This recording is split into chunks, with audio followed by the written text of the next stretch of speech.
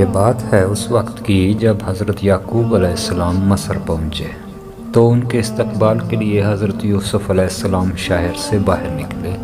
جب ان کی نظر حضرت یعقوب علیہ السلام پر پڑی تو چاہا کہ سواری سے اتر پڑیں اور پیادہ ہو جائیں، مگر فوراً انہیں اپنی شاہی وقار کا خیال آیا تو انہوں نے ایسا نہیں کیا اور سواری پر بیٹھے بیٹھے ہی حضرت یعقوب علیہ السلام کو سلام کیا۔ اور جب سلام کر چکے تو حضرت جبرائیل علیہ السلام نازل ہوئے اور کہا، اے یوسف، اللہ تعالیٰ تم سے پوچھتا ہے تمہیں کیا امر مانے ہوا کہ جو میرے ایک عبدالصالح نیک بندے کی تعظیم کے لیے سواری سے نہیں اترے؟ صرف یہی بات تو تھی کہ تمہیں اپنے شاہی وقار کا خیال آیا۔ اچھا، اب اپنے ہاتھ پھیلاؤ۔ حضرت یوسف علیہ السلام نے ہاتھ پھیلایا، ان کی انگلیوں کے درمیان سے ایک نور نکل کر غائب ہو گیا۔ حضرت یوسف علیہ السلام نے پوچھا، یہ کیا ہوا؟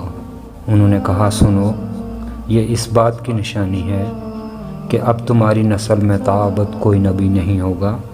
حضرت یعقوب علیہ السلام کی تعظیم کے لیے تم سواری سے نہیں اترے، یہ اس بات کی سزا ہے۔ تو ناظرین اکرامی، حضرت یوسف علیہ السلام سے نبوت اس وجہ سے چھین لی گئی تھی کہ انہوں نے اپنے باپ حضرت یعقوب علیہ السلام کا احترام نہیں کیا، تعظیم نہیں کی اور ان سے نبوت چھین لی گئی۔